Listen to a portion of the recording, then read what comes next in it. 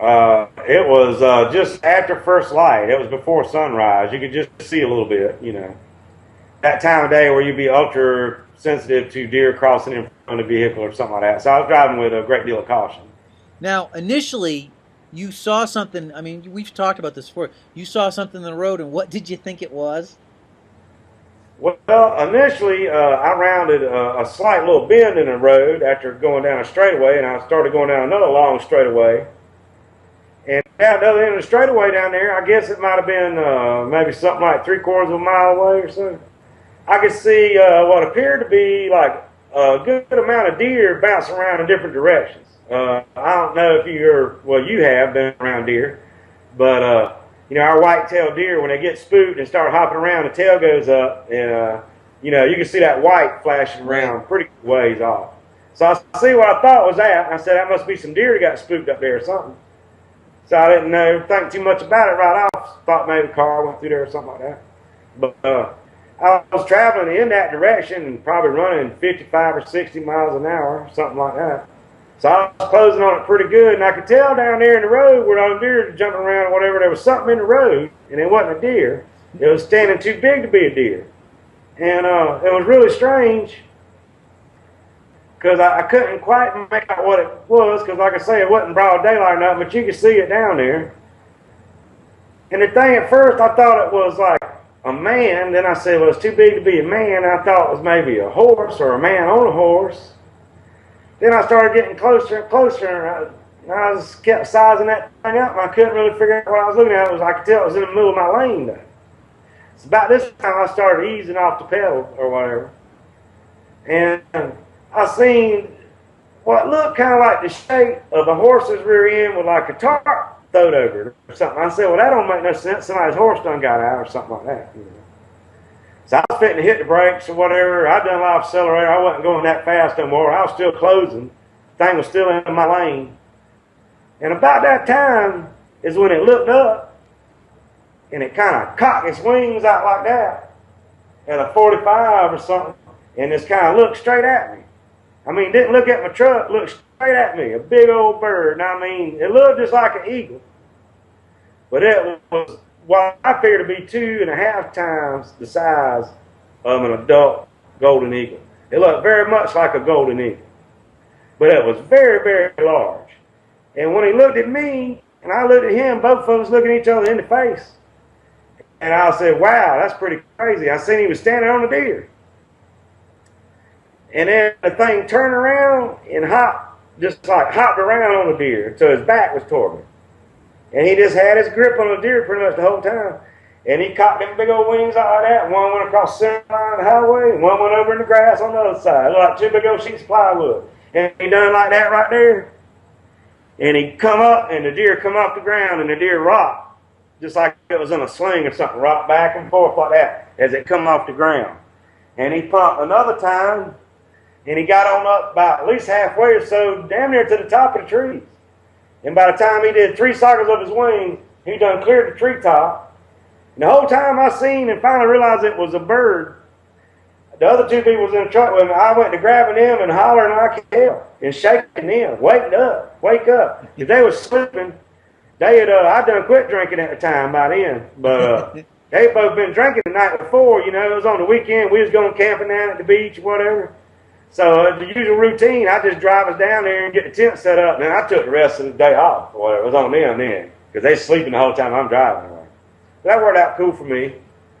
So I was screaming, waking them up, you know, the whole time, which one person didn't even wake up in the car, which is very important. The other person did, the person on the very far side of the vehicle. There was a bench seat. There was 3 of us on the truck. And by the time the bird cleared the big oak tree, which I kind of believe he might have even been in to start with when them deer got spooked or whatever, he cleared that tree going that way, heading kind of to the east. And my buddy had got his glasses on by then and was kind of leaning out, trying to look out under the roof of the truck through the windshield. And he seen it and all. And he said, damn, what was that? Was that a hang glider? I said, no, cuz, it's a bird. It's a freaking bird. Tell me you seen that was a bird. You know, he's like, I seen something. I don't know what I just seen, but it was huge. It was like a hang glider with a dude on it. I said, almost, dude. It was a bird with a deer on it. Wow. And I'm going to tell you right now, But when he put that deer off, I could tell that that was a pretty young deer. And them coastal plain deer, you know, they ain't all that big to start with. But this here deer probably was about 40, 45 pounds. I'm pretty confident on that estimate. As a matter of fact, what I was going to say though, when the bird picked the deer up, the deer flexed like a little bit. And I didn't notice it at first until the deer flexed, but it did have like the remnants of faint spots, like kind of just had shed the fawn spot thing not too long ago. Right. So however old that is, I don't, you know, you wouldn't quite call that a yearling maybe, but not quite a fawn anymore. You know, half-grown deer, something about 45 pounds maybe. Right. Just picked it up like it was a squirrel or something and just flew right off with it. Was this like midsummer? I believe it was probably in the late summer. Because with our usual pattern, I'm just basing that on my usual pattern. I should have took better notes right when the thing happened. But based on when we did most of our cameras, either in the spring or early summer, or either late summer or early fall. And I know this wasn't in the spring of the year. This is one of them late summer, early fall missions. I do remember that. What would you estimate when this bird was standing in the road? What was the Well, height? when he looked up at me and cocked them wings out, just where the wings bent back over like that was 6 to 7 feet off the ground. And if the bird had been standing straight up, he probably would have been 6 or 7 foot tall. Whatever. He was bent over, just kind of looking straight out like that at me, giving me the old evil eye or something. It kind of freaked me out, but he looked me straight in the face. Now, I almost felt like he was saying, "This is my deer. The truck should go on. This is my deer right here, buddy." And he hopped right around on it and just pretty as you please. And I mean, he had a head like that. He had a head like that, man. And I was going to say his talons or whatever. I don't know how long I you know, to really say they was, but you know, if he just blowed up, if you could just imagine like a golden eagle is almost exactly what he looked like, but over twice as big, like 2.5 times the size of what you would estimate a golden eagle. I'm going to talk about a wingspan about 16, 18 feet maybe. Wow. I never did. I went by there before and forgot to measure it. One time I went by there and didn't have to take a measuring truck. But I always meant to measure that roadway exactly. See how far it was from the center line to the edge where the grass started. Because I know for a fact that his wingtip, his left wingtip, when he went to take off, went out over that center line, and his other wingtip was well into the grass. Now, I'm talking about a U.S. highway. I ain't talking about no little two-rut road or nothing now. So when I say 16 foot wingspan, maybe 18, that's a pretty close estimate. I'm pretty confident in that. So I mean, it just looked like a giant ass thing with 2 big old sheets of plywood up there. I mean, it's a hellfire sight.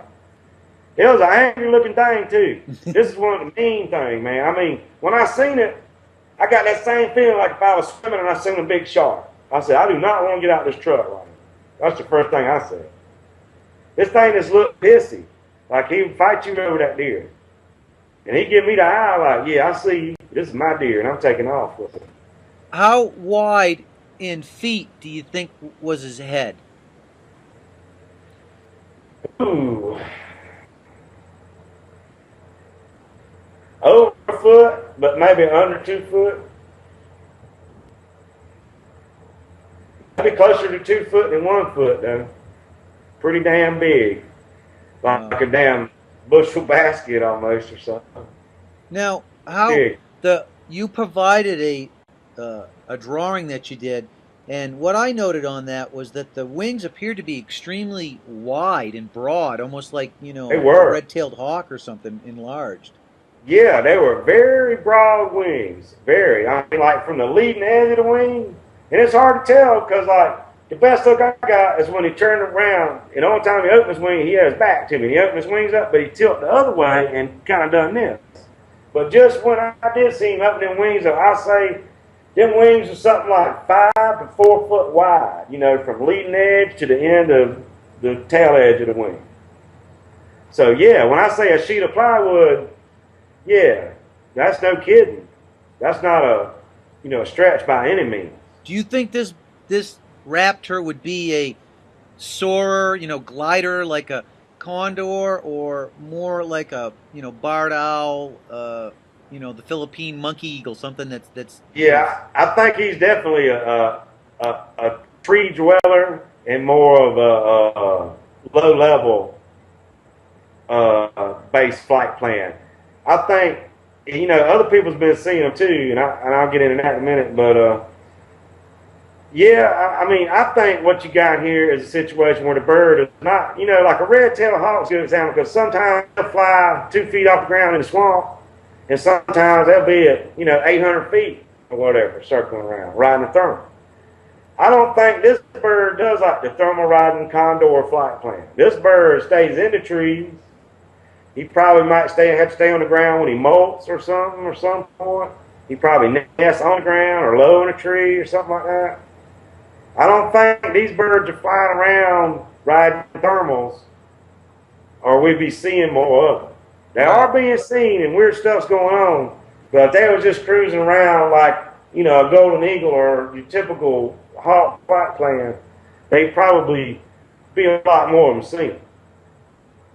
Well, we do have fossilized remains of extremely large birds, up to a 30-foot wingspan, and there's a long-standing tradition amongst the Native American peoples, the legends, when they talk about this thunderbird, they spoke of it that it would come and take their children.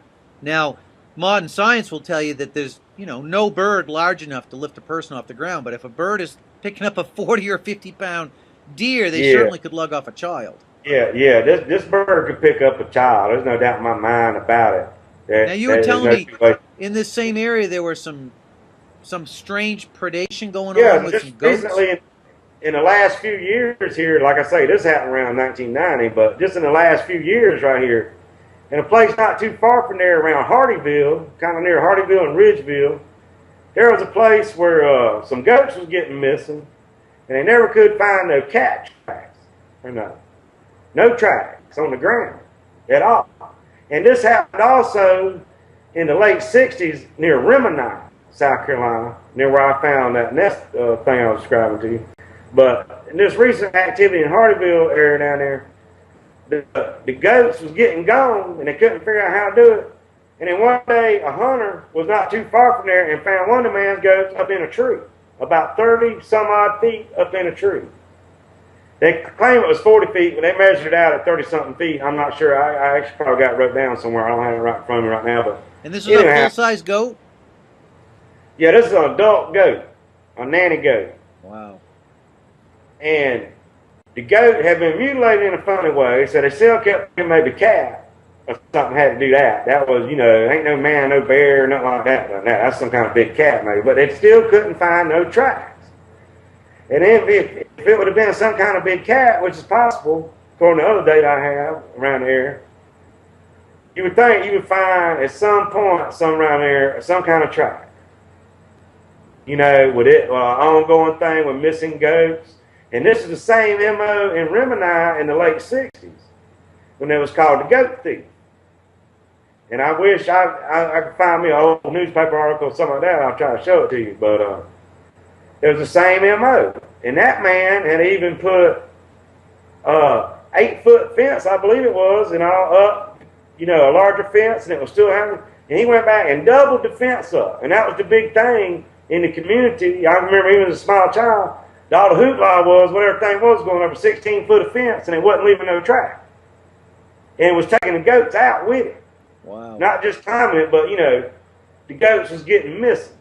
And, a goat's a lot like a deer. If you go pinning deer up, that's pretty easy prey for something that might want to prey on one. So, you hear these stories about, the goat thief that don't leave no track or whatever. What could that be, maybe? I don't know. And what would put a goat up in a tree? It almost has to be a big cat or a big bird, right, you would think. But now, I don't know. There was something else interesting about your sighting. You said that I'm interested in the color of this thing, but you said that underside of the wings had a kind of strange coloration that struck you as odd. I'm going to tell you right now, like his chest area was almost about like the same color. Now, it had a little bit of pattern to it. Almost like some kind of owl or something I've seen, almost like a little check or U pattern or something. But it was basically about the same color. But the underside of his wings was a lighter color than the back of his wing. But the thing about it was, there was a pattern on both undersides of both wings that was like, it reminded me a little bit of what they call now digital camouflage. It wasn't like round spots. It was like square, chunky looking squares and rectangles and little L shapes like all in here. When I say little, compared to the big ass wing, I mean, marking it big one. But, and I never could, for years that thing messed with me. And I'd research that thing, and I'd scratch my head. And one day, you didn't have nothing better to do, and me and one of my buddies, we painted, he helped me paint up a piece of plywood with the same pattern on it. And I painted about as close as I could. And we went and took the thing around and put it in different woods and stuff and just kind of messed with, because camouflage has always been an interesting subject to me anyway, the way animals use camouflage and the way man does also, whatever. So we did this camouflage experiment, and we got that piece of plywood. Actually, I think it was OSB or something. It wasn't exactly plywood, but you know what I mean. So we took this 4x8 sheet of material up in the tree, hoisted it up with a rope and everything, and braced it up in the tree with a couple 2x4s and nailed it in there. Storm eventually knocked it down.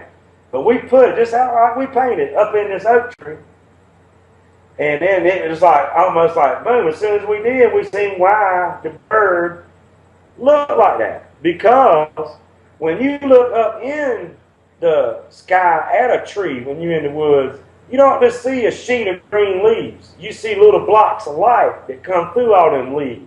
Them blocks of leaves that little light in here and there. Right. And if something with a solid colored wing opens its wings up in the woods like that, above you, you look up, you see it block out all that. Even if it was green or brown or whatever, it's still going to block out that light. But when you see them chunks of light, or white, I should say, on the board, it looked just like replicated light coming through the leaves. So immediately I realized the purpose of the camouflage is to conceal the animal when it's in the trees with its wings up. And if he's in the trees with his wings up, then I would tend to think that's maybe how he's hunting. He's ambushing whatever, just sitting 40 foot up in a big tree in the swamp or whatever. Well, you've got like 3 characteristics here that kind of paint the pieces of the puzzle. Very few people, there are reports of these thunderbirds. Now, you've got predation that can't be explained. You have a rarity of sightings. You have a creature that's huge with very broad wings, which would be, consistent with something that, like you said, is an ambush predator that's flapping its wings a lot. And then you've got that camouflage that would be consistent with something that's living in a tree line. That's pretty remarkable. That's kind of the way I see it. Yeah. You put all that together, and you're talking about a giant bird that's probably flying within the trees. And I've heard reports of other people stating the same thing. They saw a bird they thought had a 20-foot wingspan that was flying below the canopy of the trees. Yeah, and one of the largest birds on the planet, I think, is the Philippine monkey-eating eagle, and it spends all its time, down in the jungle. In the canopy. Yes, right. Sir. I believe we definitely got a canopy dweller. We're not talking about a thermal rider here. No, yeah, it's definitely, based on, just those 3 things you just mentioned. It paints a pretty distinct picture. That's kind of the MO the way I see it. Of course, a lot of theorizing going on, data is rare, you got a bunch of ideas, but you can kind of see where there's a pattern there. Plus, you guys have got a super high density of deer down there in South Carolina, so there'd be no shortage of food. And you've also got some huge, vast, really remote swamps. I was just down there a few days ago, and there's areas that, expert hunters were telling me that nobody with any sense goes into these areas. So you have these remote areas where an animal could stay hidden and no one would ever see it. Oh, yeah, and absolutely. Next time you come down, I'll try to arrange where I can show you some even more intense areas. All right, well, I really appreciate, you sharing this sighting, because Thunderbird sightings have always intrigued me, and they're pretty rare. It's pretty rare for people to report that, but people do report it, and